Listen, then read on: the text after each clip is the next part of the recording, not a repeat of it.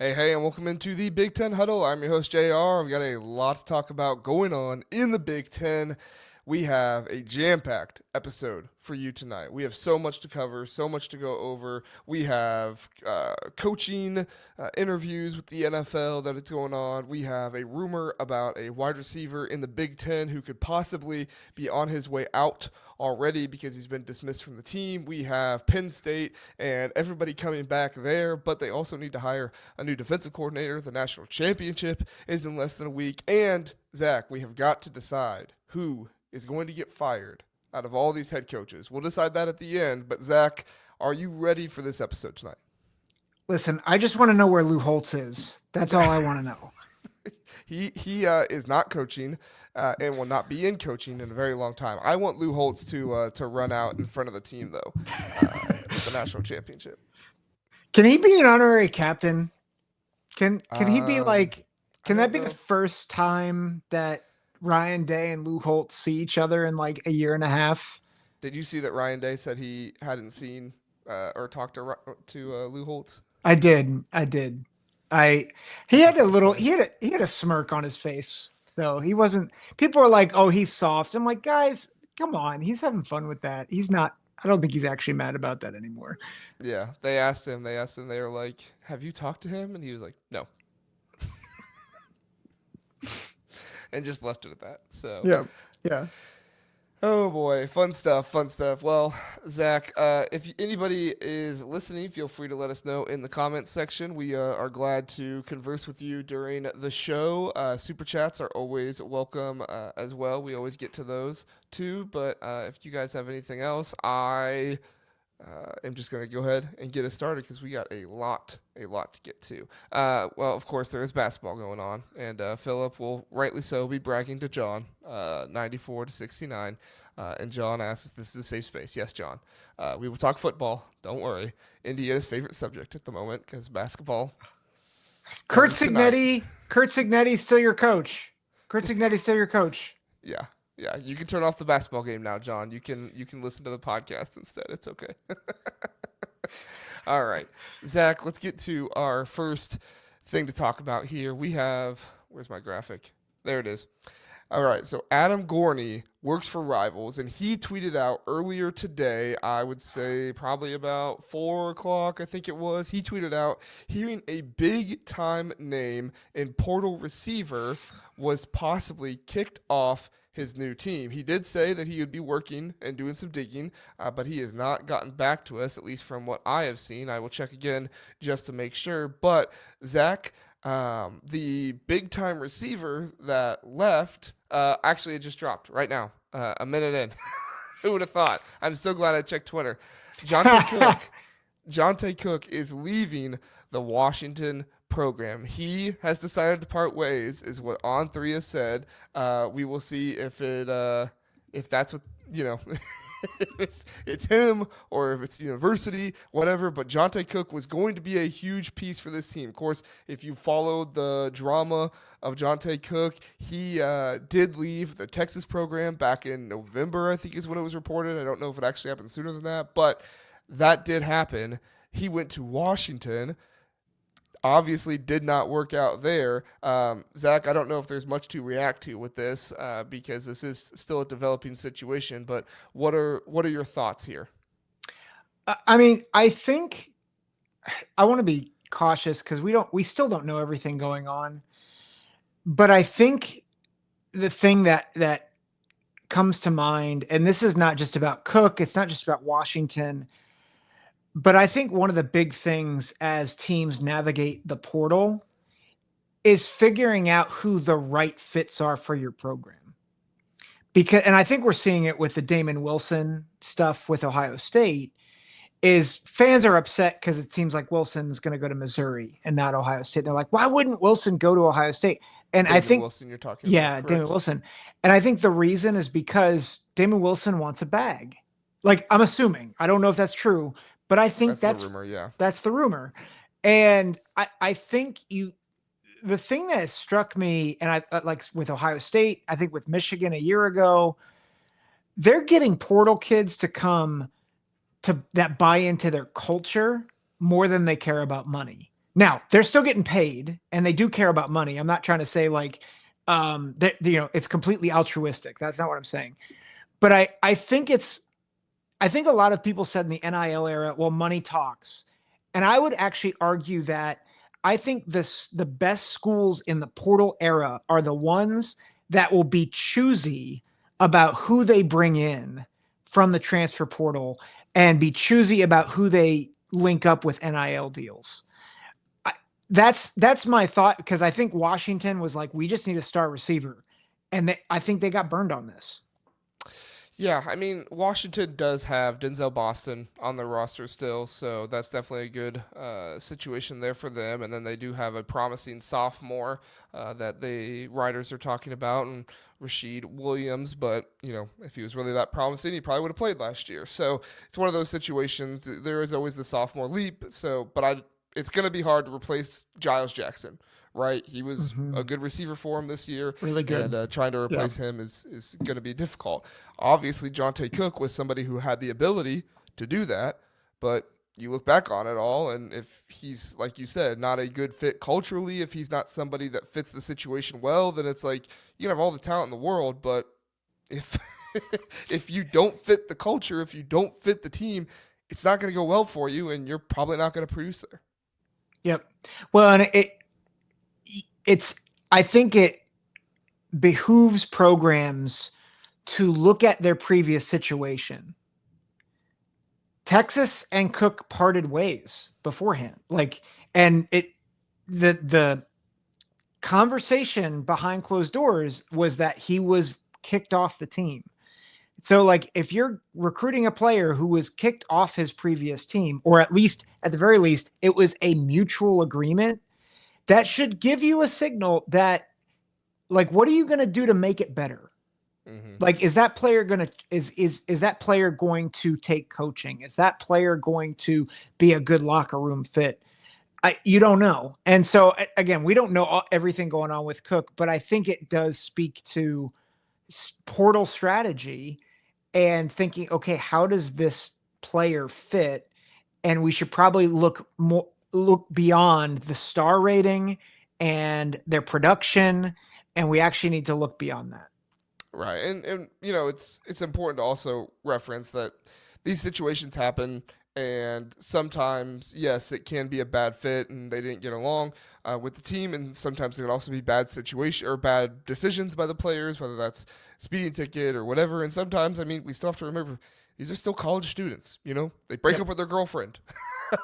It's not what I'm saying happened here, but if you are somebody that's older, think back to when you were a college student. That kind of stuff mattered a whole lot. Now, it probably shouldn't matter more than your football career, because Jontay Cook is somebody who probably has enough talent to be able to go to the NFL. But I mean, when you're a college student, you don't always think about all that kind of stuff. So obviously, whatever happened here, we just hope the best situation for Jontay Cook. Hopefully he can find wherever he needs to go, and the best situation for Washington as well. Hopefully they're able to find somebody out of the transfer portal and able to get them on this team to help them. So I don't have a list of available transfers in front of me, but I would assume they'll probably need to go to the spring portal to find somebody. So anything else on Zack before we move on? Nope.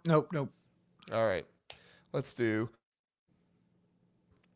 Wink Martindale is interviewing for the Falcons, the Colts, and the Bengals defensive coordinator job. Zack, Wink Martindale came in last year. He was a big name. Obviously, Michigan fans were very excited about him. They were calling him the godfather of the Ravens defense that Jesse Minter and Mike McDonald had been running. McDonald was out after 1 year, I believe it was.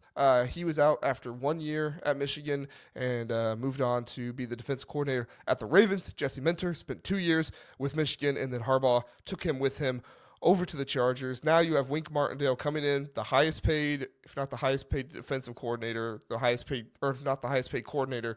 I believe he was the highest paid defensive coordinator in all of college football this year.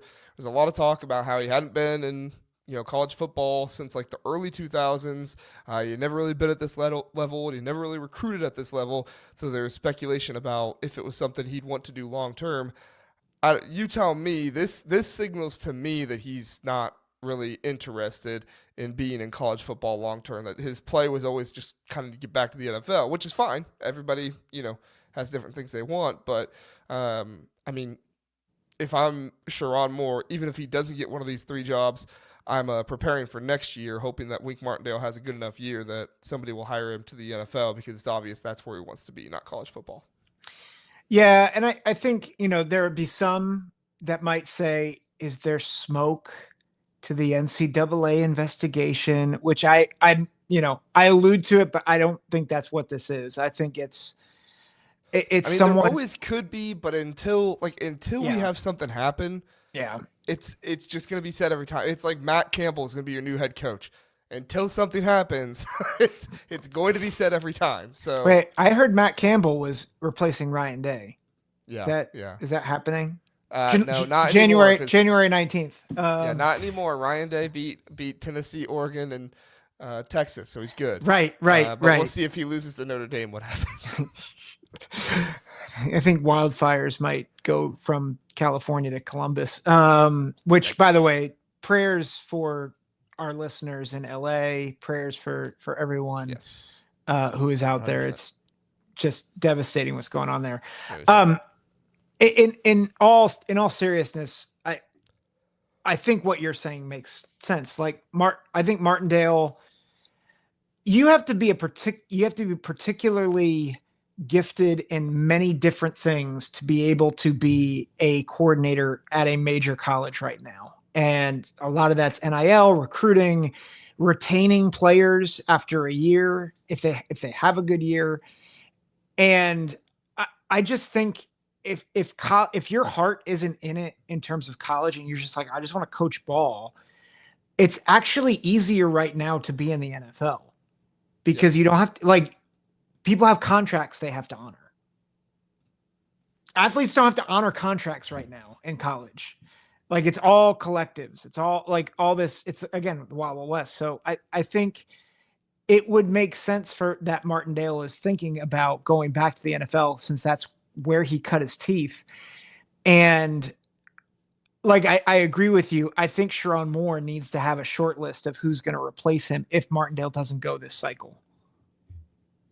Yeah, I mean, you look at this and essentially, this is a tough situation for Sharon Moore to be in.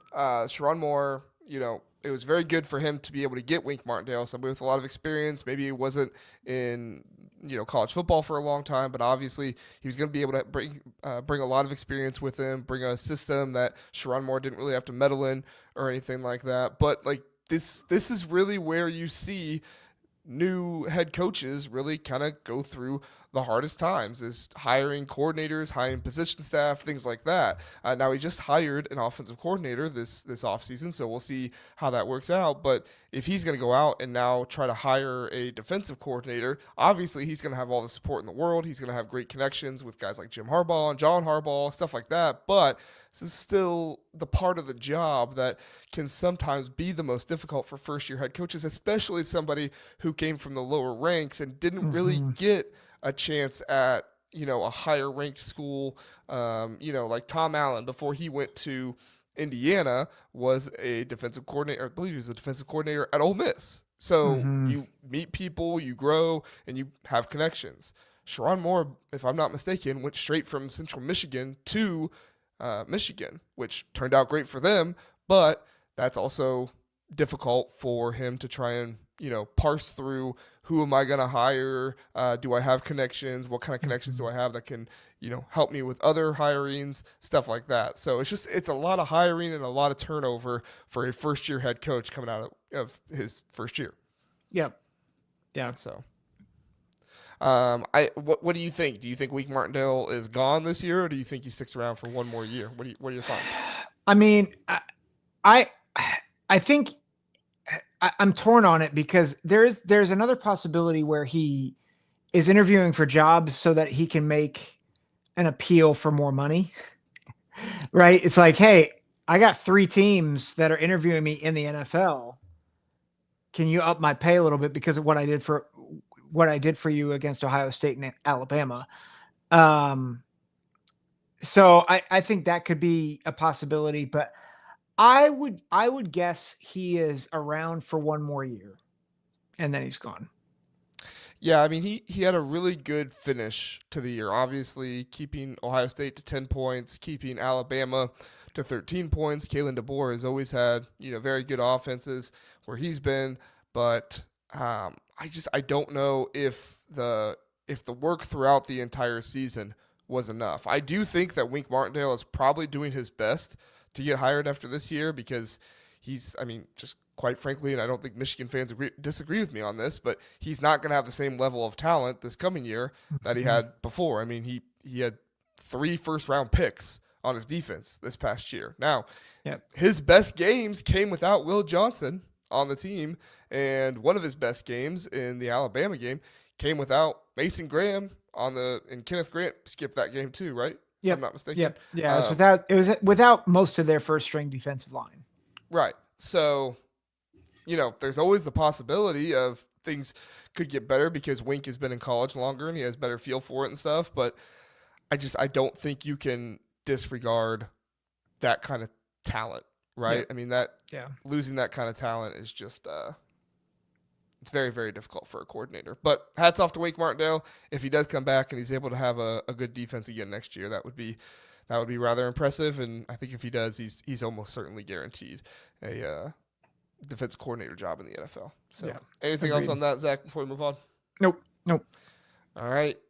Penn State's next defensive coordinator. All right. So Tom Allen has gone to Clemson. He is on his on his way. He changed his profile picture today and everything like that. So we're going to talk through some different possible defensive coordinator options for Penn State. If you are looking for somebody that's already on staff, one of the names that's been talked about the most is Anthony Poindexter. He is the safety coach right now, been there for a while.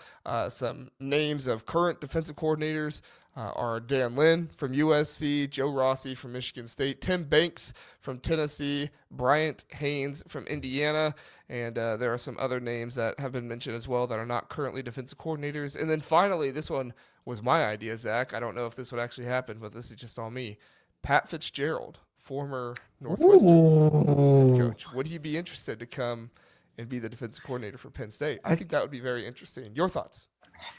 So this is, I think, the pipe dream, but if I'm James Franklin, the first guy I go to is Al Golden. Penn State alum. He is right now maybe the best defensive coordinator or one of the top 3 defensive coordinators in the country. Like I go there immediately. He probably says no because I think what Marcus Freeman is building at Notre Dame is pretty special. And even if they don't win the national championship, which we'll talk about later in the show, I just think right now Notre Dame, like they're really building something special there. And if they don't win this year, I would almost bet, not that I'm a betting guy, but I would almost bet that Notre Dame wins a national championship in the next 5 years. Like I really think what Marcus Freeman is doing there is great. But I really like the Pat Fitzgerald idea, like big name, really good defensive minded guy, knows the league. My one concern there would be, will he be able to keep up with kind of the changes in college football with NIL and all that stuff? But like in terms of being fundamentally sound, he's very similar to Tom Allen in the sense that he's a former head coach who also can coach defense like nobody's business. And so I think that makes sense. Another guy, and I'd be curious, I don't know much about his philosophy, but if you want to go like the hot young coach route, Marcus Arroyo from Arizona State. Like I think, what he did against Texas, how he was able to defend against a better ranked team, what he did against Iowa State, which Iowa State offensively was pretty good this year. And I mean, they shut them down on defense in the Big 12 championship game. So again, you have to, I don't know Marcus Arroyo's defensive structure all that well. So I'm just more thinking about who's a good name out there. But Al Golden would be my home run hire if you could get him. Yeah, no, that makes sense to me. Al Golden would definitely be one you have to call and just kind of gauge the interest, especially Penn State alum, the ability to come back there. And then obviously, I mean, I I don't know if this is attractive to coaches or not, but if the heat ever becomes too much for James Franklin and he decides to move on and go someplace else, you ingratiate yourself as enough as the defensive coordinator, and you could find yourself becoming the head coach. Yeah. Now I don't know. Andy Kotelnicki might be kind of on that path right now, but he seems to be looking elsewhere for a job. He almost took the West Virginia job earlier this year, so that's always a possibility. But point is, Penn State just needs to find somebody that's going to stick around. This will be their third defensive coordinator hiring in the past 3 years. They had Manny Diaz. Manny Diaz left and went to Duke.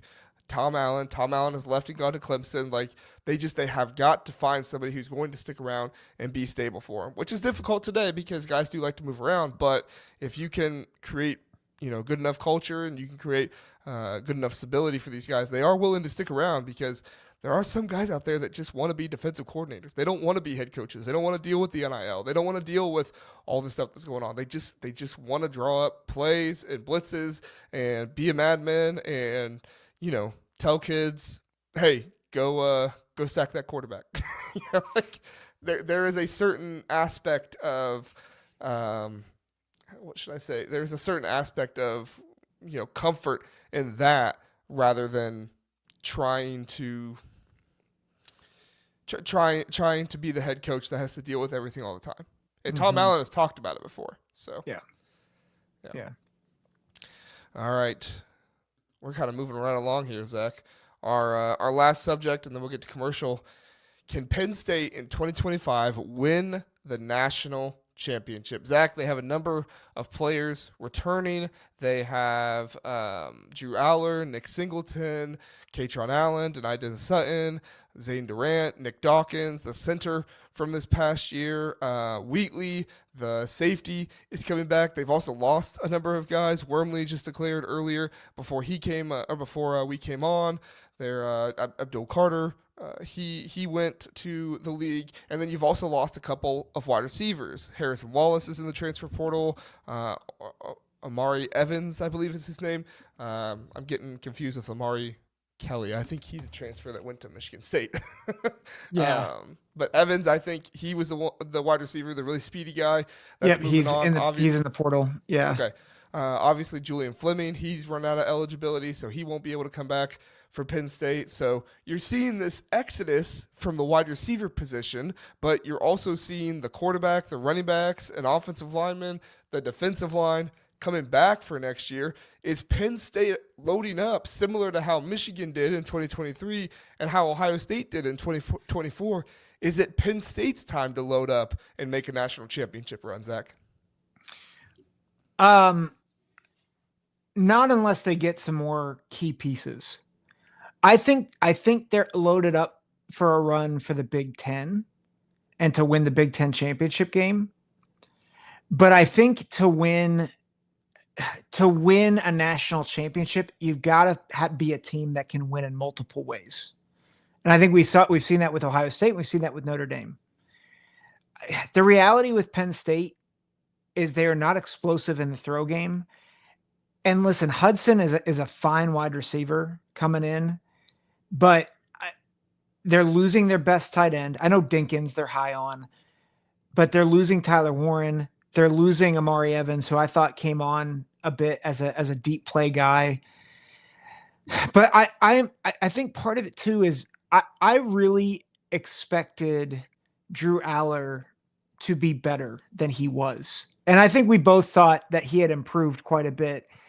But at the end of the day, seeing him against a really good defense against Notre Dame, I was left underwhelmed. And I just look at the returning cast and I'm like, I think they have the right idea, but I just don't believe they can beat you in multiple ways. And to me, I think they will be, again, a top 5 to 8 team. I think they can win the Big Ten because I think in a one-off, I think they can win the game.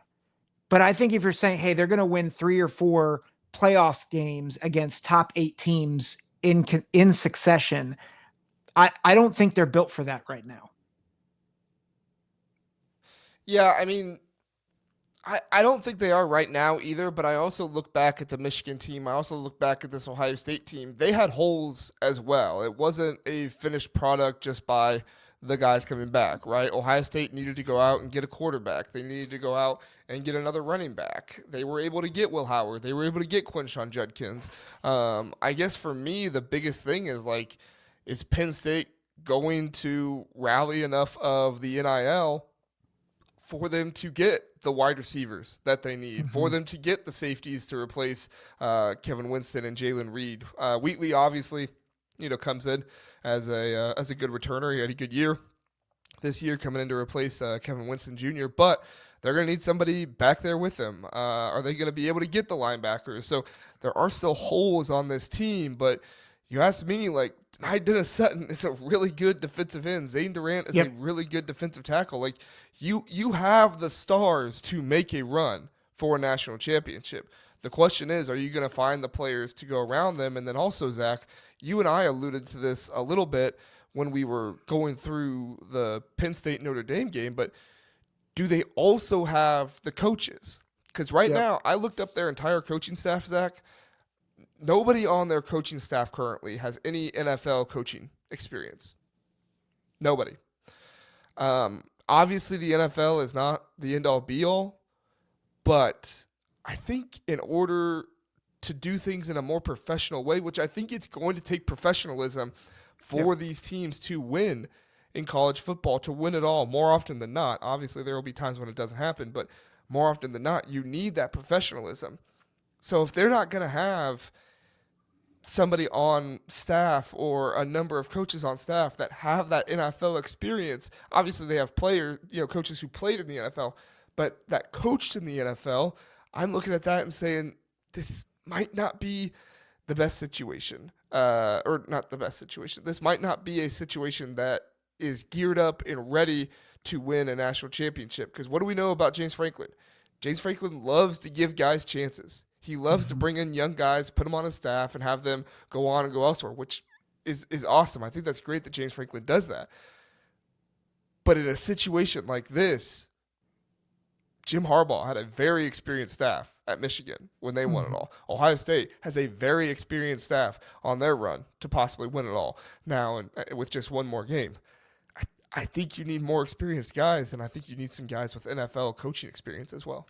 Yeah. Well, and especially the format now, right? Like, you have to, I think that's what has made Ohio State so dangerous is they were preparing back in the summer what would a 16 or 17 game schedule be like for their players, which is why they went out and got Judkins, right? Because you didn't need another running back for a 12 game schedule. But for a 16-game schedule to keep Travion Henderson fresh, and we've seen how fresh both he and Judkins have been in this playoff run. So here's my other question, because I'm assuming Abdul Carter declared. And yeah, he declared immediately after.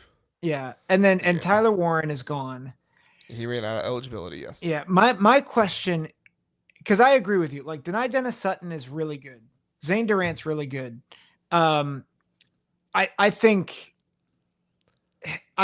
Singleton is one of the most explosive backs in the country. So as I ask this question, I'm not asking it from a point of ignorance that they do have some game breakers, but who is a guy that can really wreck a game plan on Penn State right now? I mean, defensively, Dennis Sutton, Zane Durant. But were they complementary pieces to Abdul Carter, or were they game wreckers in their own right? I don't think so. I think in the run game, they were the better pieces. I think Abdul Carter was, one of the best pass rushers in all of college football, but I think he left a little bit to be desired in the run game, which, I mean, that often happens, and that's what the NFL wants. They want, specialized pass rushers more often than not.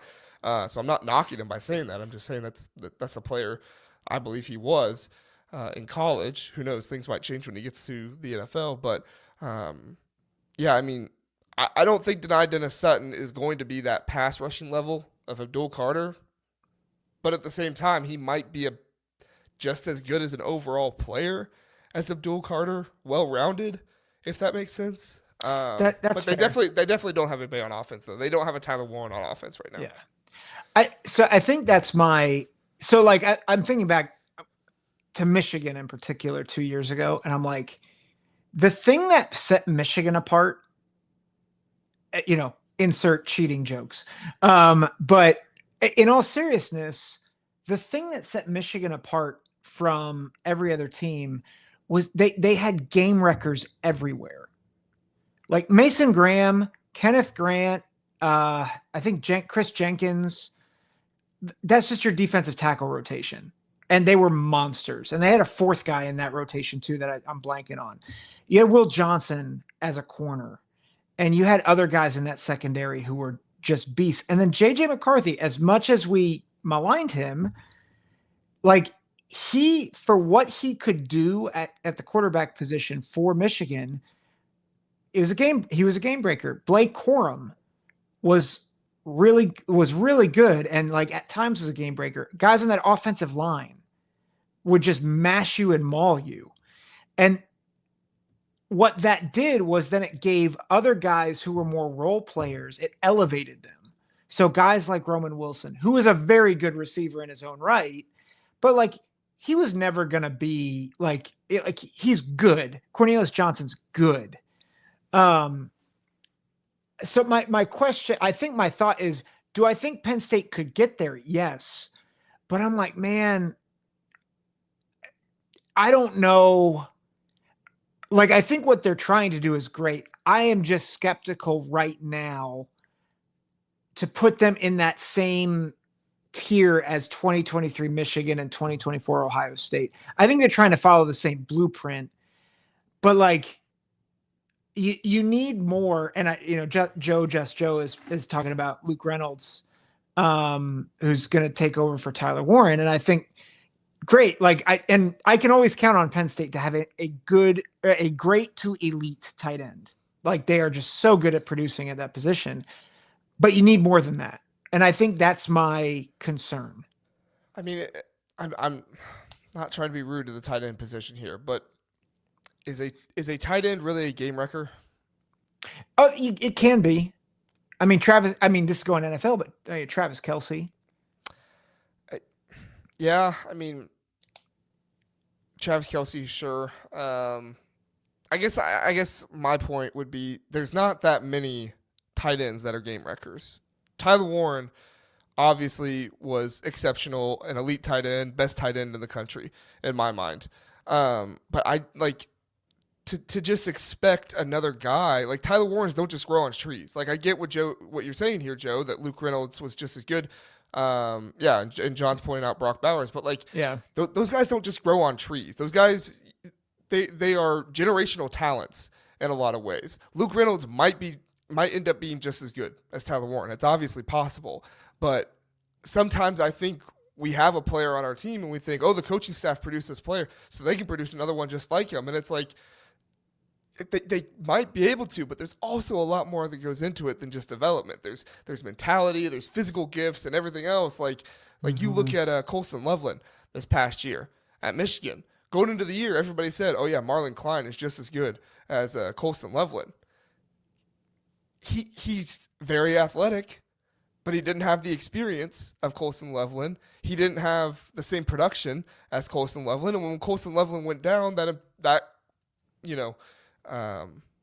production didn't increase to the Colson Loveland level. So, but I see what you're saying, Joe. I'm not trying to disregard what you're saying. I'm just, to me, it takes a very, very special player to be a game wrecker at tight end. One of the best players in the country, if not the best player in the country. And that's hard. I was going to say, and to be fair to Joe, he's not arguing that the tight end, like having the tight end. No, I know. I'm just, that's where we were coming from. Yeah. He also asked if Wallace declared. I don't think we said he declared it. He went to the portal. Portal. Yeah. And Wallace is not worth $1 million. If he thinks he's getting that, he's crazy. OSU is the only team that proved they can win it all with a store-bought team this year. PSU was impressive. I think only Franklin can pull it off. I mean, yeah, Ohio State didn't have the most expensive team in the country, though, and the two other more expensive teams they beat. So, Yep. I mean, I they think obviously there's- spent $20 million. That's a lot. Yeah, but I think people. And first of all, I think what Penn State did accomplish this year, and what they're trying to do for next year, it's great. Like, and Yeah, so this me is what they should saying, be doing. yeah, they should be doing it. By me saying no, I'm giving my honest thought and analysis. But I think they're going to be formidable. Like, I think they are the favorite right now heading into the Big Ten for the conference. Like, I think Oregon, Ohio State, is obviously going to be in there. Did you know their win total is only 9.5 right now? Penn State's. Penn State right now on FanDuel has the same win total as Michigan did this past year. There's more that I'd love to break down, because right now Ohio State's the favorite for next year, and I don't buy that at all. But I do want to say something about the store-bought, because it comes up a lot, and the reality is, yes, they certainly paid money for some of those guys, but a lot of that was for player retention. And like, they cherry picked a few great players, and part of that was getting Jeremiah Smith to commit. That wasn't just money, though. Like, that was, I think, the chance to work with Brian Hartline. But like, you're talking about retaining guys like Jack Sawyer and JT Tuimoloau. And, we saw the play that Jack Sawyer made to win the Texas game. And so you're trying to retain talent and keep a culture together and take care of your guys. It's not just going out and spending $5 million in Caleb Downs. Yeah, I mean, there's a narrative out there that Ohio State bought their entire roster from the transfer portal. If you say that, I just know that you don't pay attention to, all of college football, which is fine. Not everybody does. But, they got 7 guys out of the portal. Not even all of them are starting this year. And the majority of their money, as you said, and Michael is pointing out here, that, was spent on player retention, which, I mean, people want to crap on it, but I'm like, this is what NIL should be, right? Like, don't we want to be keeping great players in college football? Don't we want to be seeing more talent, more ability? Like, I think it's probably one of the reasons why we saw better defense this season than we saw offense, because there are so many more offensive players drafted at the beginning of the draft when you make more money. So obviously those offensive players are going to leave sooner. Now you have a bunch of defensive players that are like, well, I wasn't going to get drafted until the second round. I can make almost as much money as I was going to make drafted in the second round in college. So they stick around, which, again, we should want that. But that's just me. Maybe other people don't want it. Or maybe they only want it for their team. They don't want it for other teams. That's probably more accurate. All right. We're going to talk about this Notre Dame-Ohio State game. Before we do that, we are going to get a commercial break. So we will do a commercial, and then we'll come back. We'll talk about Ohio State, Notre Dame. Have you ever wanted to watch all 22 film, that film the coaches watch? Well, now you can. Introducing the Coaches Film Room. Over at Minutes to Sports, former college coach Zack Smith breaks down film of the most relevant teams in college football with a bit of a Big Ten lead. It's not free, so you'll need to sign up for the Colonel tier, which is $25 a month, but I can attest to you that it is far more worth it than that. With about 4 to 8 games per week, this is worth so much more money, not to mention Zach's analysis, making you a smarter football fan. Go check it out. The links are in the description, minutestosports.com. You won't be sorry. Back here on the Big Ten Huddle, we do appreciate you being with us. I'm hiding behind the graphic here. I will bring myself back over. There I am. Here I am. And we want to ask that you would please like and subscribe. That always helps us out when you do that. And if you have any thoughts after the show or anything like that, if you're watching this late, please do comment. We love to hear your thoughts and get your feelings as well. Do you think Penn State is a national championship contender in 2025? Do you think they have holes that need to be filled? What holes do you think need to be filled? And do you have any thoughts on Wink Martindale, Johntay Cook, those situations as well? Zach, we do have a national championship game coming up in less than a week. Ryan Day and Marcus Freeman, they faced the past 2 seasons. Now they are facing again in the national championship. Ohio State fans thought they were done with Notre Dame fans. Notre Dame fans thought they were done with Ohio State fans for a little while. But Marcus Freeman has done the improbable. He has brought Notre Dame back to a national championship game. It's been over 10 years since they've been there. It's been 10 years since Ohio State won their last national championship. Marcus Freeman has just done a spectacular job. Ohio State is favored in this one by 8.5. They was originally favored by 9.5. So obviously the money is coming in. People are confident that Notre Dame can make this a closer game, or at least very well win it outright. We'll see what happens. But Zach, I'm curious with all the talk about Ohio State and their talent discrepancy and everything else, are there any key matchups that you see in this game that you think people watching it need to be paying attention to? Yeah, I think there's a few. One is, I was listening to PFF a little bit earlier today. They're really high on Leonard Moore on the defensive back for Notre Dame. He's a true freshman. They were saying that if Jeremiah Smith is going to be the number 1 overall pick, or at least the number 1 wide receiver in the 2027 draft, that Leonard Moore might be the number 1 corner in that draft, the way he's playing. And the way they play man defense, Marcus Freeman hinted they'll probably mix up coverage a little bit.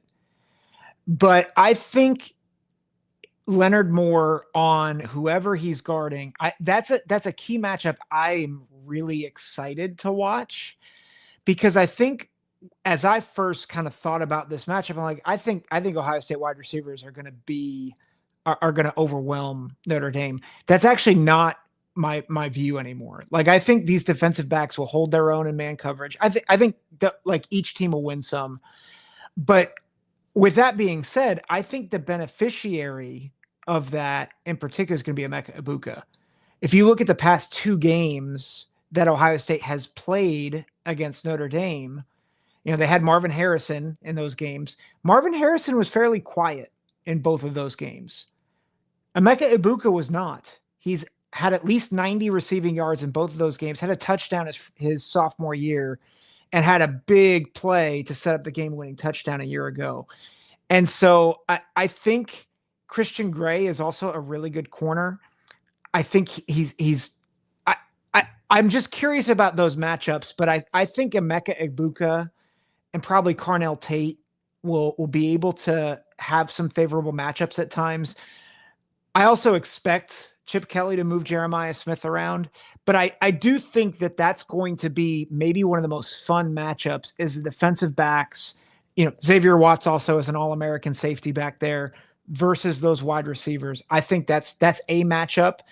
I think the other matchup that I think really favors Ohio State is, I think, as maligned as Ohio State's offensive line has been, I think this run defense for Notre Dame is, I won't say mediocre. I don't think it's great.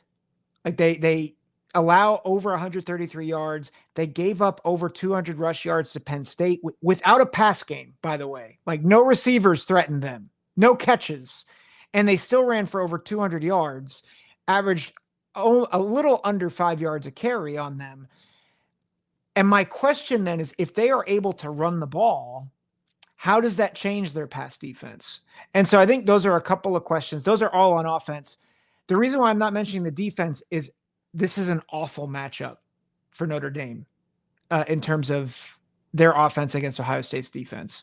And the key to the game is, will Jeremiah Love and Kadarian Price, will they be able to run the ball and get explosive runs on this rush defense, which is allowed only 62 yards a game in the playoff? I don't see how Notre Dame's offense is going to be able to score consistently in this game. Really, the only team in the playoffs that they were able to put long drives together against was Indiana. And Indiana, their offense didn't move the ball hardly at all, and the defense for Indiana got tired, and Notre Dame was just able to move the ball on them. And obviously Notre Dame also was healthier back then. For me, like, Notre Dame has a very quick passing game, and that's where they kind of do most of their work. They do their best when guys are speaking of PFF. I was listening to, I believe, that same show as well, and they were talking about how Ohio State doesn't have to bring a blitz to get pressure on this Notre Dame offensive line. Well, Notre Dame, they do their best passing work when the other team blitzes, because Riley Leonard is just very, very good, and the offensive line is very, very good at figuring out where the blitz is coming from, if the other team is blitzing, and where the holes are going to be. So they oftentimes throw those quick shots to guys. I don't know if I see that working on this Ohio State team. Obviously, if we can tell, and PFF can tell, that Riley Leonard is much better against the blitz than just a 4-man rush, Ohio State's going to be able to tell that. And if you have Ohio State's big physical corners and press coverage against these Notre Dame wide receivers that, we'll talk about Greathouse here in a second, but they're not the best wide receiver group out there. I don't know how they're going to be able to pass the ball consistently. And if you can't pass the ball consistently, and this run defense for Ohio State is as good as they are, you're not going to get many first downs, and you're going to be on the field longer or shorter, which is going to put your defense out on the field longer, and it's going to be frustrating for them. Another key for me is, can Notre Dame run their man coverage? You're talking about Leonard. To me, it's the entire secondary, because even if we saw what happened against Texas, even if you can take Jeremiah Smith away, which is a big task to be able to do that, you still got Carnell Tate, you still got Emeka Buka. These guys are also very talented wide receivers. To me, Notre Dame has a very good secondary, but I don't think any team in the country can stay on these guys in man coverage all game. I just don't think any secondary can, because this wide receiver group is too talented. And I don't think Notre Dame has faced a good wide receiver group this year. I mean, what team that they faced this year had a good wide receiver group? Indiana's probably the best one, with Elijah Surratt and those guys. I mean, Louisville, maybe. USC, I was going to say, I think they were a little underwhelming this year. I was going to say USC and Louisville, but I think, to your point, they struggled in both of those games defensively. Yeah, they gave 35 to USC. 8 minutes left in the fourth quarter. USC was down by a touchdown, and they were in the red zone. Yep. Notre Dame got a pick, and I think it was a pick 6 in that one. And then USC drove the field again, and they were getting ready to score, and then they got another pick 6. So USC had the opportunities in that game late to be able to, win the game, but obviously Jaden Maiava and Notre Dame did what their defense is so good at, which is getting takeaways, which I don't think can be understated in this one either, with how Will Howard has not always done a great job protecting the ball. He's good for at least one interception every game, it seems like. And then I have some other keys as well, and I'll go through these quicker. Notre Dame's defensive line, can they stop the run in this game? They're undersized. They've done an admirable job against Georgia and Penn State and Indiana. But like you said, one of the reasons why Penn State didn't get more yardage is because Andy Kotelnicki went away from it. He went to passing the ball more in a game where Drew Aller was struggling, which was unfortunate. I think they should have kept running the ball. And they really got incredible push on the defensive line in the first half. Now, Notre Dame made adjustments in the second half that helped, but I mean, that offensive line for Penn State was getting pushed 2 or 3 yards down the field before the running back was even hitting the line of scrimmage. So, And then the last one is Riley Leonard using his legs. Ohio State has knocked out, by my count, if you count Arch Manning, which I don't know if you do or not, felt like there was obvious times in that game when he could have came back in, but Arch Manning, he got hit by Lathan Ransom, and he got up slow, and he didn't come in the rest of the game. Yeah. Did he just get up slow and he was fine? Felt like you could have used him on the goal line down there when you were doing stuff and late in that game, and they never put him in. So was he out? They knocked out several quarterbacks in the out of conference. A couple quarterbacks in the out of conference. They knocked out other ones as well. Like, Ohio State has knocked out 4 or 5 quarterbacks this season. If Riley Leonard's not careful, he's going to find himself on the sideline again. Not intentionally. Ohio No. State is not out there headhunting, and I'm not vying for anybody to be headhunting, but it's just the nature of it all, where if you run your quarterback, you run that risk, and Ohio State's a team that's not afraid to hit the quarterback hard. Yep. This game is so hard to – it's hard because I think Notre Dame has a lot of good players. But it's similar to what I was just saying about Penn State, where it's like they have a really good team and they deserve all their flowers. And I think the pathway for a Notre Dame victory is they turn you over, they do well on special teams, and they play fundamentally sound. Like that's their pathway to victory. And in a sense, they hope that you beat yourselves. And that's what they've done the past couple weeks, right? Like Georgia kind of self-imploded and made some dumb mistakes, and they capitalized on it, right? In the middle eight, they went from, I was just listening to Pate a little bit before we came on here, but they went from 3 to 3 to 20 to 3 from because of the middle eight. And that's because of a turnover and special teams. So 17-point swing, right? And that's huge. And like with Penn State, they turned a Drew Aller interception into a game-winning field goal.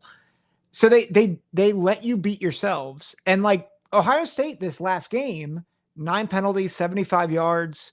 So like the path, like there's a pathway for Notre Dame to win this game. And I think everybody saw Ohio State's sputtering this past week. And I think that's why, honestly, I think that's why people are betting the line down, is because, yeah, like Notre Dame's really good. And yeah, they beat Georgia. And yeah, they have a really tough team. I think here's the reality. If Ohio State plays their B- game and Notre Dame plays their A game, Notre Dame loses by at least 2 scores. That doesn't mean that Notre Dame can't win. And I'm not saying Notre Dame's a bad team. I'm just saying you have to bank on a bad game by Ohio State, which is not sustainable, right? Yeah. We'll do past the victory in just a second. Let's do our other question that you wanted to get to last episode. We'll hit that really fast, and then we'll do past the victory for Notre Dame, because I do think there are too many people counting Notre Dame out and saying there's no way they win this game, but I do think Notre Dame has passed the victory in this game, albeit not the best pass, but I think there are some pass. So your question that you wanted to get to last time, there's been a lot of talk about Notre Dame's injuries and the talents difference between Ohio State and Notre Dame. Are there any players on Notre Dame's team that would be good enough to replace an Ohio State starter? Now, this sounds like a very disrespectful question, but I promise you go through and try to do it yourself. There might be a linebacker. I believe his name is Kaiser for Jack Notre Kaiser. Dame. That could possibly start. You could talk about Xavier Watts as a possible starter. My only one that I would say for sure, obviously those other guys, like I said, you could make arguments for them, I believe, but the only one for me for sure I would say is Mitchell Evans, the tight end. His ability, what he does in the blocking game, what he does in the receiving game, his contested catch rate. He has the 3rd highest contested catch rate among tight ends in college football that have gotten at least 10 contested catch targets or more. And that's another way that Notre Dame can possibly beat Ohio State in this game. If Riley Leonard throws the ball up to him and Jaden Greathouse, who has the 2nd highest wide receiver contested catch rate in all of college football, that's another avenue there. So, but Mitchell Evans would be my pick. Do you have anybody else, or do you agree with Mitchell Evans? Yeah, I think Evans is I wouldn't say is decidedly better than Ohio State's tight ends, but I think he's been more productive. He's been more consistent. I think he's overall all around better than all of Ohio State's tight ends. Yeah. Ohio State plugs their tight ends in different spots and does different things. Like G. Scott's the receiver, Will Kazmarik's the blocker, Jelani Thurman's more of a blocker, kind of jumbo set guy. But if you look at overall player, I think Mitchell Evans is better than any of Ohio State's tight ends. I'd agree with that. I think there is an argument to say when he's healthy, Jeremiah Love is the more complete back. I think I'd be curious to see Henderson get a full seat, like be a primary back, or Judkins a primary back, and part of that could be the offensive line. But I do think Love, like he's got a first round grade for next year's draft on him, and I'm not sure that Henderson or I think Henderson and Judkins are probably more second, third round guys right now. I think Henderson could work his way up into first round. But I think I think he's certainly in the rotation at Ohio State if he's at Ohio State. Like there's no keeping him off the field. He's really good. I think you could possibly say Rocco Spindler at one of the guard spots, but he may not play. But and Xavier Watts taking a safety spot. As much as I love Lathan Ransom, although I did look up at our lad, Xavier Watts and Caleb Downs, I think technically play the same position, but they moved that doesn't Downs. Always mean you can't move somebody over. I'd still take Ransom over Watts if it were me, but I understand. I understand what you're seeing there. Yeah, and I think you could make a case for Howard Cross over Ty Hamilton. Yeah, but he's not playing in the game, right? Is Cross not playing? I thought Cross wasn't playing. Make sure. Riley Mills isn't playing. Riley Mills is not. Yeah. The other core, I would say I would pick Leonard Moore over either Igbinosun or Burke. You would take Leonard Moore over Igbinosun and Burke?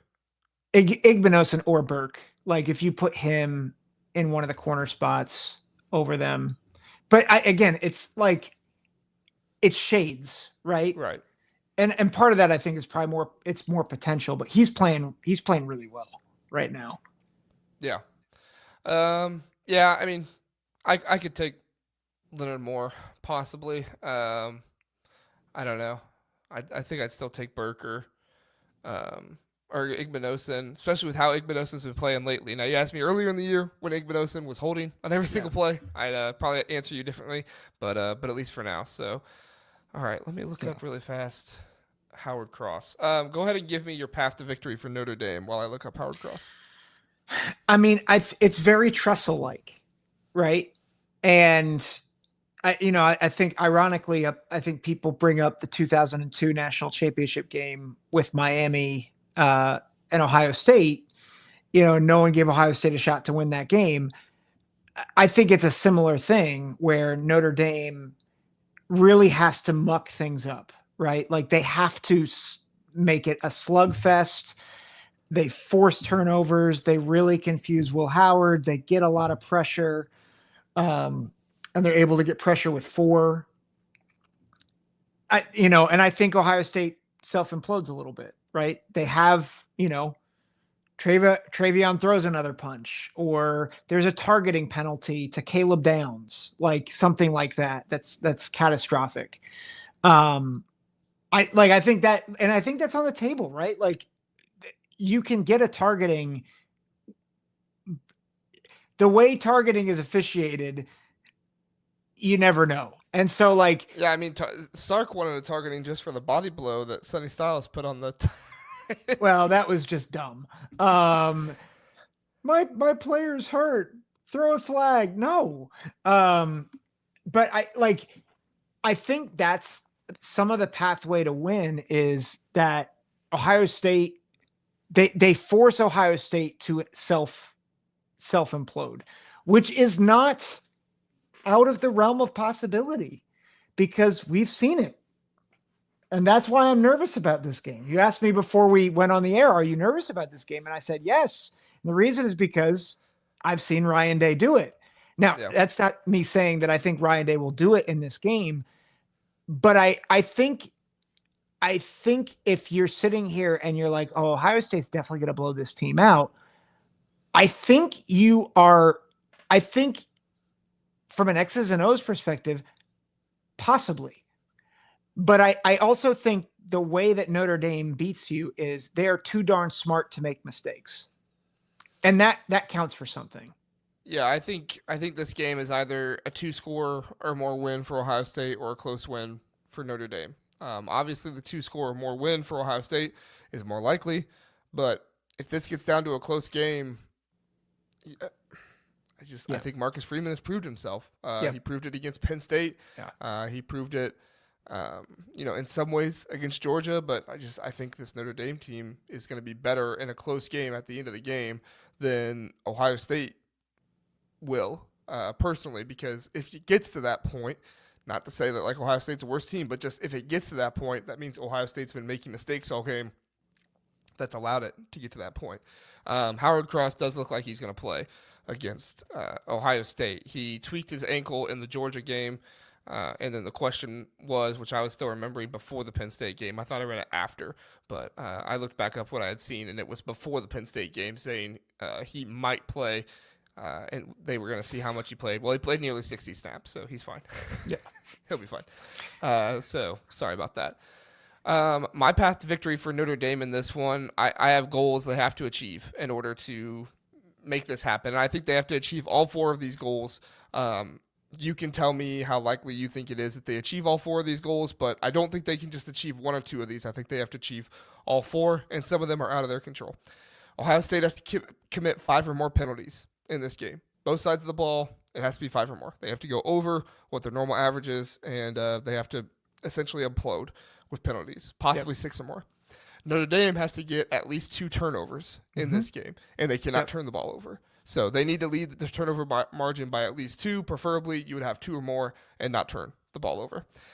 They need a special teams touchdown or some kind of big special teams play, like a blocked punt or a blocked field goal of some kind. If it's a blocked field goal, it would be preferred that you take it back and kind of give your offense a shorter field. But there needs to be some kind of special teams play like that. Kickoff return, punt return, blocked field goal. Ohio State almost let Texas have a punt return. A forced fumble was what saved it. But it's possible to do to Ohio State. It almost happened. And then finally, Ohio State, they have to score 17 or less points. Even with a pick 6 in this game, I don't see Notre Dame scoring more than 1 touchdown. Mm-hmm. Maybe a field goal with that, but I just think Ohio State's defense is too good and Notre Dame's offense isn't good enough. If they're going to score, it's going to be maybe 1 drive that they go the entire field and score. But they're going to have to play the field position battle. They're going to have to take advantage of turnovers. They're going to have to take advantage of bad punts, which Ohio State has done. Ohio State has had a 20-yard punt. And that's essentially what Michigan did in their game. So I don't think the Michigan game plan is exactly what Notre Dame can do. I don't think they have that kind of defensive line to be able to do that to Ohio State. I think they need to run the field game battle. They need to be content with playing conservative and not turning the ball over. But then on defense, they need to be aggressive, try to get the turnovers, and when they try to get the turnovers, they can't have big plays that happen instead. They have to convert. So, yep. What is your? Or good. I was going to say. I asked you how likely they work. So go ahead. I honestly, aside from the 17 points, I think 3 out of 4 of those are actually very feasible. I think they're all possible. Yeah. The only reason why I say I don't think 17, and it's just what you said, I don't love their defensive line without Riley Mills. And while Ohio State has struggled to run the ball, they have mostly struggled to run the ball against stout defensive lines, right? They struggled against Nebraska. But you know who they didn't struggle with? Penn State. They didn't struggle with Penn State. And Penn State has a pretty good defensive line. We just got done talking about them. And they ran the rock down their throats, especially at the end of the game. Like they proved they could play a physical brand of football. They couldn't run against Mason Graham and Kenneth Grant. And they couldn't run against a really, really stout Texas defensive line. That's not Notre Dame's greatest strength. And a really fresh defensive line too, because of how much Texas would rotate those guys. Yeah. That was another thing of how it worked out so much for them. Yeah. And that's, so I think the way I think about this game, a lot of people are like, maybe it's 2002 Ohio State, Miami, but roles are reversed. I actually think it's going to be more like 2014 Ohio State, Oregon. because I think Ohio State's going to self-inflict some wounds because I think Notre Dame's really good at it. And I think people will be like, what the heck is going on with Ohio State? And I think Henderson, Judkins, and Ibuka have big games. So here are my 4 predictions. Henderson goes over 1,000 yards in this game, like for the season. Judkins goes over 1,000 yards for the season.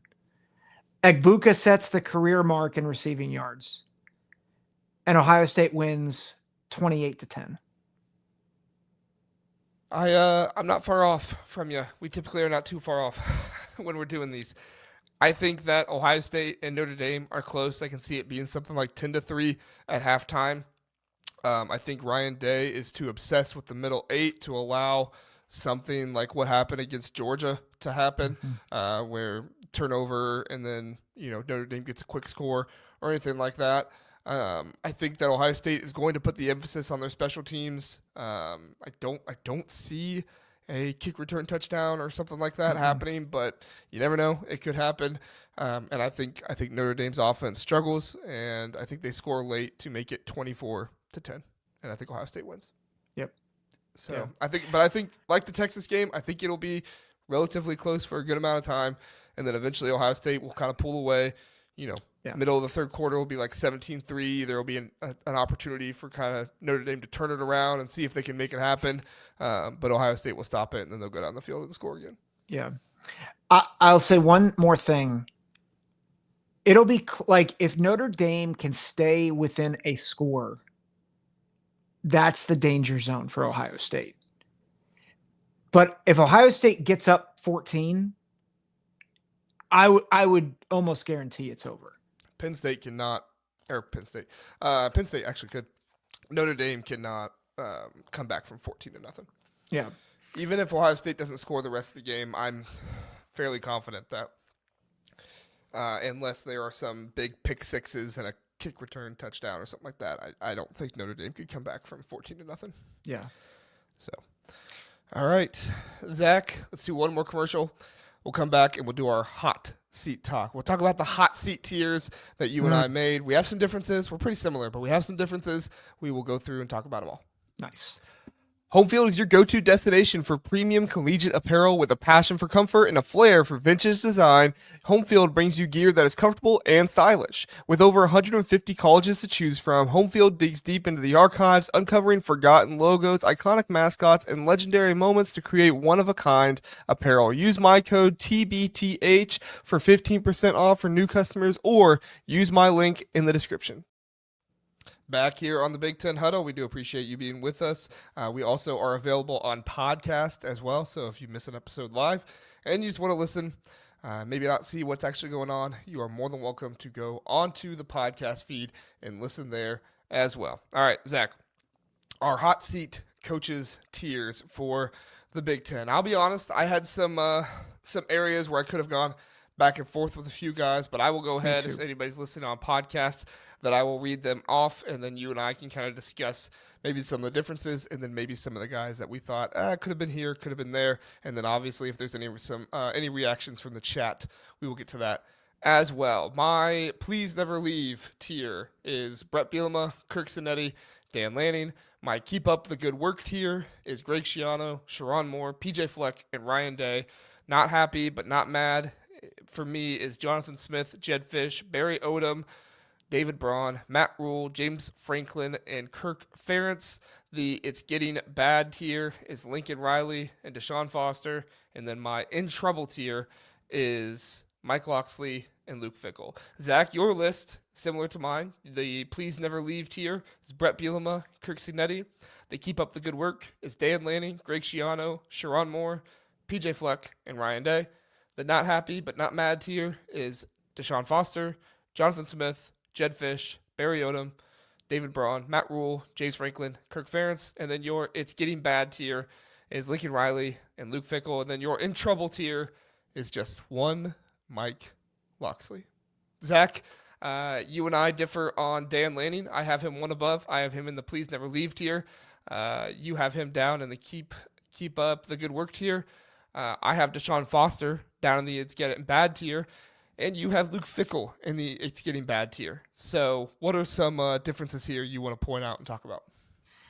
I mean, I think the differences I think are probably a little. I mean, I think they're probably just feel right. Like I have Luke Fickell in the it's getting bad because it's getting bad, but like Mike Locksley should be fired as of like 3 years ago. Um, Luke Fickell, I think, gets another year. So I'm like, there should just be a Mike Locksley tier, in my opinion. And Luke Fickell isn't there yet in my mind. But I would agree that you could argue that he, you know, maybe should have gotten fired this year. So I don't think I think you got to give them. I think you got to give them one chance to redo their coordinator hire. Yeah, which I think is I what agree was. with that. Yeah, I think that's what Wisconsin is doing right now. Wisconsin is saying, Luke, you did not get the offensive coordinator hire right with Phil Longo. We will give you one more year, or at least a year and a half, possibly 2 years, Yeah. to hire another coordinator, see how it goes. But I think honestly, if Luke Fickell goes 5-7 again, possibly even 6-6, which is actually quite possible with how hard that schedule is, I don't think Luke Fickell is the coach the year after that. Yeah. Yeah. So I mean, I think it is getting bad. I don't know if he's like in trouble, but I agree with you. I think it's teetering. Deshaun Foster, and I'm curious to hear your thoughts. It wasn't a great year out in LA. They're in LA if you didn't know. I heard that someplace. Yeah. But I thought Deshaun Foster had a nice run close to the end of the season. And so I'm like, people are certainly not happy, but I'm like, I don't know if they're like they're super like this is like doomsday scenario because of what the expectations were. But like I could understand why you would put him in it's getting bad. And then I think probably the biggest one, I feel like with Dan Lanning and Ryan Day, I think Dan Lanning was in the please never leave category up until the Rose Bowl, and then they got blitzed. And I'm like, yeah, like I think there was a lot of hope that Oregon would get the 0 out of the national title column this year. And instead they lost by 20 and it should have been worse. And so I think it's very much like in the middle for me, like please never leave and keep up the good work. But I do think that's something that will be in the craw of Oregon fans like for a while. And then for Ryan Day, if he wins a national championship, it is please never leave. So I'll start with Deshaun Foster. I have felt like ever since he was hired, that Deshaun Foster might have a little bit of a shorter leash than maybe a normal first-year head coach hire, just because I think UCLA's options were very thin when it came time to hire, unfortunately. And I think they saw a guy that was an alumni who had good relations and somebody that people trusted to, stabilize the program for a little bit. He doesn't have any head coaching experience. He doesn't have that much even coaching experience. So for him to take the job as a first-year head coach, I don't know. Maybe it's just me, but I have a feeling like that UCLA, administration is kind of looking at the situation like, okay, we're going to give Deshaun a year or two, but if things don't go well, we're not going to feel bad to, cut bait or, say, hey, maybe you go back to the running back position, coach again, and we hire somebody else. So for me, like, that's kind of where I'm at with it. We're like, it's getting bad. You can't have another season like this again where you only win, what was it, 2 Big Ten games or 3? Was it 2 or 3?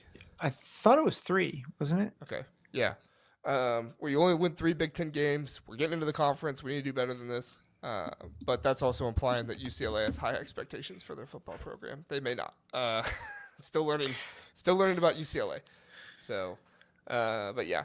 And then Dan Lanning for me, I feel like by the time we get to next season, I feel like those Oregon fans are going to be fully embracing Dan Lanning once again. He's going to get back on their side. He's going to have the arrogance. He's going to have, which he should have. I'm not saying it's a bad thing. I think he's going to have a lot of that stuff. He's going to have a lot of confidence from the fan base once they get into the new year again. And I think people are going to be feeling really good about him. I think some people think the Oregon fan base is similar to the Ohio State fan base. I don't think it's like that. I think Dan Lanning bought himself a lot of trust currency with the fan base when he essentially came out and said he was not interested in the Alabama job because he wants to build something special at Oregon. Yeah. You think of the Oregon coaches that they have had that's been successful. They've all left, right? Mm-hmm. Mario Cristobal goes to Miami. Chip Kelly goes to the NFL. Many coaches have looked at this as just a stepping stone school. And I think Dan Lanning is really the first one that's come in that has been openly vocal about it. And they trust that to him, this isn't a stepping stone school. This is a school where he wants to invest and win a national championship at because he believes in the program and he thinks he can make that happen. And I think that buys a lot of trust and, social currency within the fan base. Yeah. Can I go back to just Sean Foster real quick? Sure. Because I agree with you that I do think you're right that there's probably a shorter leash there. UCLA had the number one hardest schedule in the country this year. They played 3 playoff teams, and they defeated 3 Big Ten teams who all went to bowl games. And I look at their schedule next year. They start with Utah, at UNLV, and New Mexico. Why are they going at UNLV? That drives me crazy. It's dumb. But I understood Hawaii to a certain extent. You have Hawaiian players on your team. They want to go back home. I get that. I don't get going to UNLV. Maybe there's some kind of special thing there, and a UCLA fan can tell me in the comments that I'm unaware of. I apologize, but I don't want to go. I don't want Big Ten teams traveling to Group of 5 programs. To me, that you just can't do it. Yep, I don't disagree. But then they played at Northwestern. They play Penn State at home, but then they get Michigan State, Maryland, and they have other hard teams. But I think there's a real possibility that UCLA goes to a bowl game next year. And if they do, I think that actually affords a bit more leash as Deshaun Foster is proving himself. So Certainly. I think there is. I think you're right that there is a short leash because of where Deshaun Foster's coming in and his experience level. But I will say that he also has a real opportunity to prove himself because they're not going to have the brutal schedule that they had last year. Yeah, that's true. That's true. Let's look at Ryan Day for a second. You brought him up as somebody that you would move up if he wins the national championship. Mm-hmm. I don't know. Call me crazy, but I'm still keeping him at keep up the good work. For me, you got to beat your rival at some point. I don't think he is going to have full fan base. Please never leave buy-in until he beats Michigan. I think people are going to be happy with him. Obviously, you win the national championship when people are going to say, "Don't go anywhere. We want you here." But I think there's also going to be a hint of skepticism that's like, boy, we're glad we have Ryan Day. If he can just fix that Michigan issue. We're really glad we have him, but if he can just fix that one issue, it's going to kind of linger around. And I mean, Ryan Day could be undefeated next year, going to the Michigan game and lose at Michigan. I don't think it's going to be as big as it was this year, but if that happens, you can have people saying he should be fired. Yeah. I have a question. How many years does a national championship afford Ryan Day? I think if you beat Michigan in those years, I think it gives you 5 years at minimum. Well, but if he doesn't beat Michigan. If he doesn't beat Michigan any of those times, I mean, they're not going to fire him just for not beating Michigan if he won a national championship. But it's going to get the fan base really mad. So I think it's going to be one of those situations where the fan base is very upset. The fan base wants to move on, but the administration won't do it. Anything else on Ryan Day? Nope. Okay. No. let's talk about James Franklin. James Franklin in the not happy but not mad tier. I am regretting that a little bit. I almost am thinking I should have put him up in the keep up the good work tier, but at the same time, I know the big games thing. It'd be one thing if it was like 1-8, you know, in big games. It's not. It's a much worse record. Yep. Than that. And I know Penn State fans hate when we bring it up, and I'm not necessarily loving to bring it up either, but the way I look at it is like, I don't know if Penn State fans can say James Franklin is consistently giving them good work when he can't win those big games. Every time they go into a big game, afterwards it feels like they have to defend their coach the entire time. Yep. And to a certain point, that gets exhausting for Penn State fans. And so the way I look at it is like, I think people are happy that James Franklin is keeping the program relevant, that he's keeping the program, at a top 10 level, that kind of stuff. But, there is that greater desire for more. And, James Franklin did take him to the semifinals, but he also didn't, beat a huge team on the way. Not trying to take anything away from the SMU and Boise State wins. I think those are still playoff wins. You need to have those accounted for. But it wasn't like he took down a Georgia like Notre Dame did. It's not like he took down a Tennessee like Ohio State did. I think that would have bought him a lot of social currency if he was able to do something like that. But I don't know. What are your thoughts? I think so I work with a lot of Penn State fans, and I think they don't know what to do with James Franklin, because on one hand they're like, we get 10 wins almost every year. And they're in the playoff discussion every year for the most part. The only time they're not is when their quarterback's gotten hurt, right? When Clifford got hurt that one year, then everything went off the rails. But the problem is, I'd forgotten this. His biggest win was Ohio State in 2016. That's 8 years ago. And they keep saying to me as a Buckeye fan, we haven't beat you guys we beat you once 8 years ago. And while I don't think Penn State has beaten Ohio State often over the past 25 years, when Joe Pa was there, like he had a couple wins in a few years, like 2005, 2008, and then 2011, like it's one every 3 years in that span. And then in the 90s, he got a couple wins. Like it was never like 1 in 10. And granted, I think Ohio State has had a generational run over the past 23 years, ever since Tress took over. But I think the fan base is getting tired of coming up just short. And I think that a lot of the losses have been very similar to what transpired last week against Notre Dame. And I think they're like, hey, we've seen this. It's very similar, I think, to how Ohio State fans felt before this playoff run. It's like, we've seen this movie before. We know how it's going to end. I mean, if I had Penn State fans telling me they were dreading winning and beating Notre Dame, because there's like, how bad will it be if we lose to Ohio State in the national championship game? And it's like, man, that's a terrible place to be as a fan. Yeah, it is. So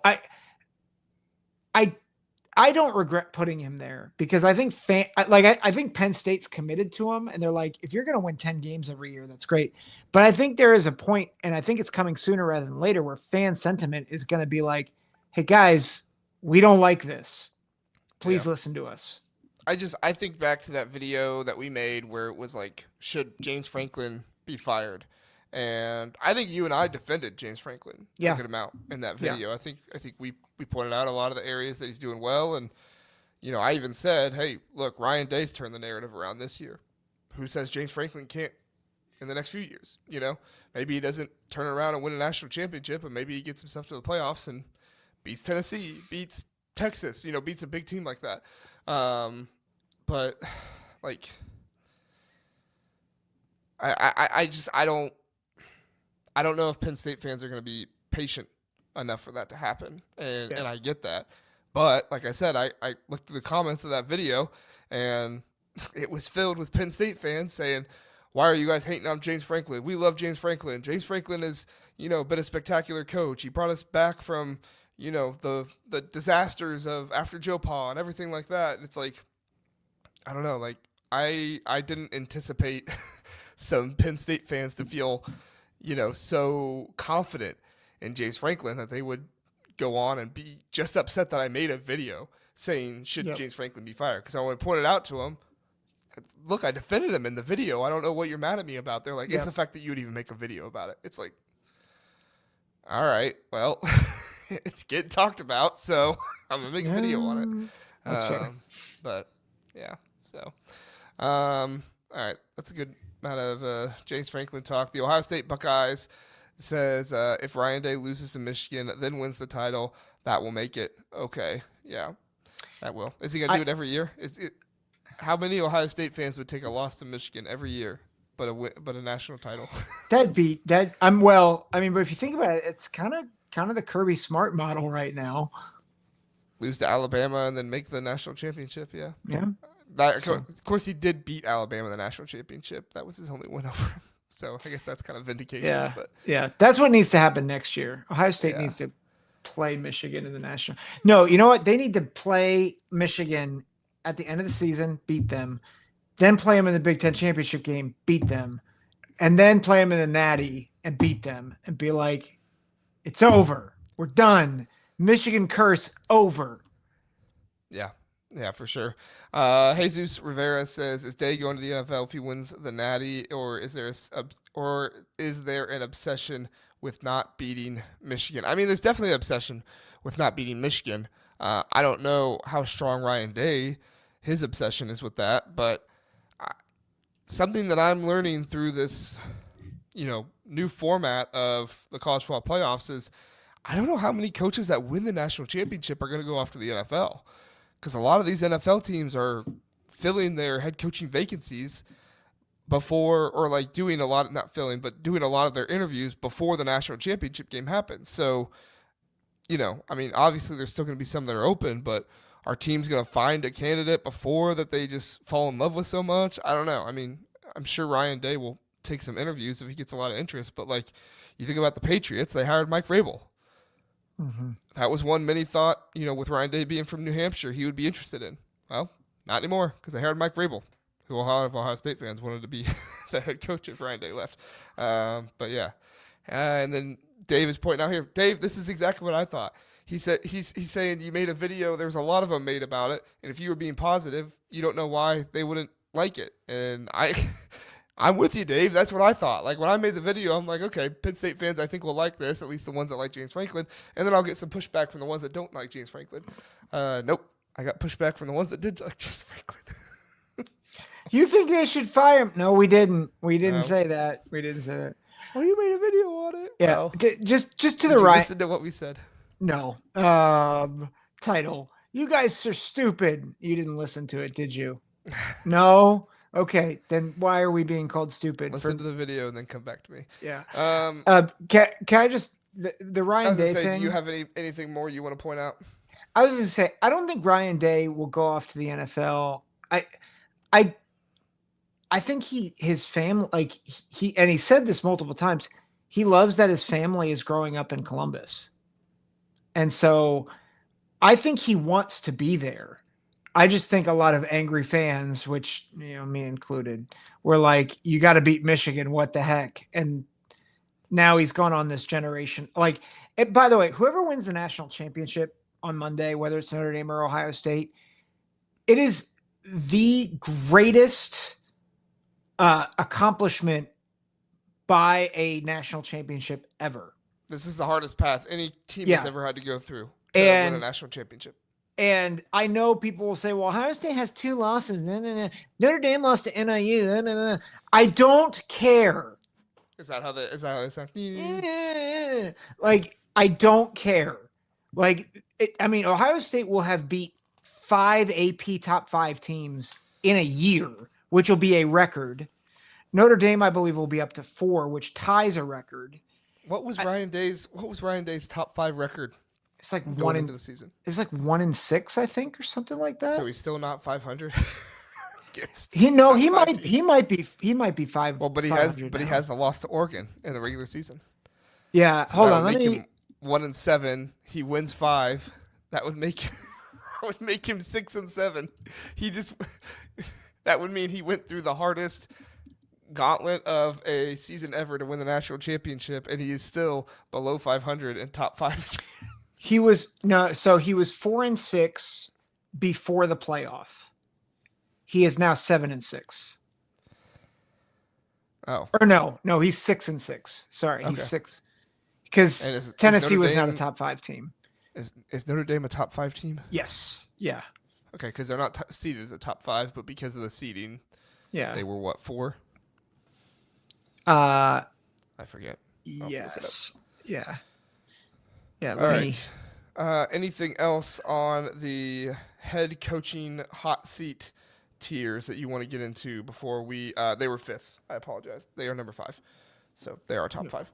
Yep. Anything else in the head coach hot seat tiers you want to get to before we move on, Zach? No, I'm good. All right, I'm good as well. So we will get the graphic down and go on our way out. We did get a couple comments I want to get to before we get out of here. So there's that. And updated.